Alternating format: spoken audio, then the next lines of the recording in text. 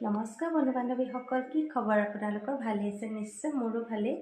আজি মই পেনকেক বনাবলৈ লৈছোঁ, ভাবিলোঁ অকণমান আপোনালোককো দেখাওঁ।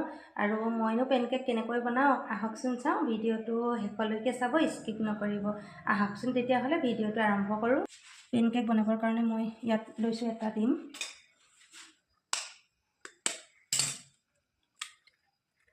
মই এটা ডিম লৈছোঁ। ইয়াতে 2 চামুচ চেনি দিছোঁ। আৰু মই এইখিনি ধুনীয়াকৈ হেণ্ড ব্লেণ্ডাৰে মই ধুনীয়াকৈ এইখিনি মিক্স কৰি ল'ম। পেনকেক বনাইছোঁ, শুন। তুমি খাবা নেকি? এনেকৈ বনাইছোঁ। মই ইয়াতে অকণমান ভেনিলা দিছোঁ। ভেনিলা অকণমান দি দিছোঁ।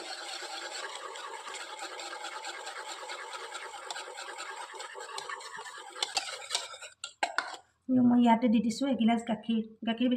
এইটো একাপমান হ'ব আৰু সৰু গিলাচ এটাই দিছোঁ।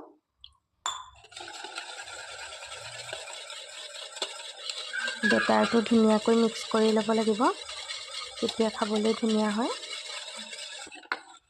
ইয়াতে মই এতিয়া একাপ ময়দা দিছোঁ। কাপটো ডাঙৰ কাৰণে অকণমান কমাই দিছোঁ।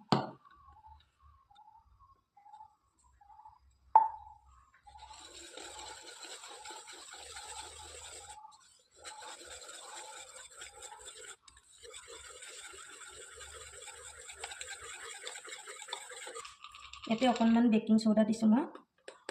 দেখিছে, অকণমান দিছোঁ বেকিং চ'ডা।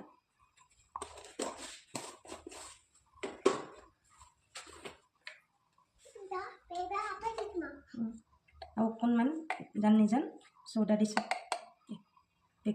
বেকিং চ'ডাতকৈ কম অকণমান চ'ডা দিছোঁ। বনাই আছোঁ শুনি। আৰু মই ইয়াতে এচামুচ ঘি দিছোঁ।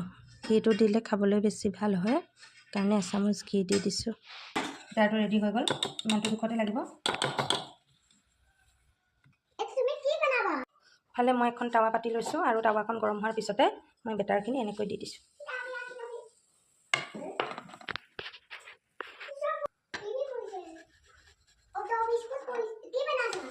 পেনকেক আৰু মোৰ পেনকেক ৰেডি হৈ গ'ল। আৰু আপোনালোকে যদি এনেকৈ পেনকেক বনাই খোৱা নাই, বনাই খাই চাব।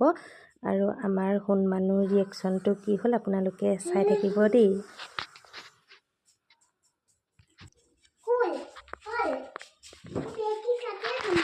আজিয়ে খাবা?